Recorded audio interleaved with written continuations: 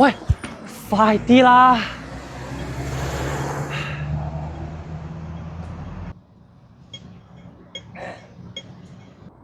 喂，依家咁行快2步都唔得啊！慢慢嚟啦，咁急做咩啊？喂，個 PowerPoint 聽日個 meeting 要用啊，唔係你漏咗隻 USB 喺屋企，我哋本身做完㗎啦，哥。依家咪同你去拎咯。喂，你而家累到我哋成個 team overrun 啊，做唔晒我哋成條 team 都俾人炒得㗎啦。OK，我認我錯，咁得未啊？又係咁嘅態度，其實你可唔可以上心啲嘅啫？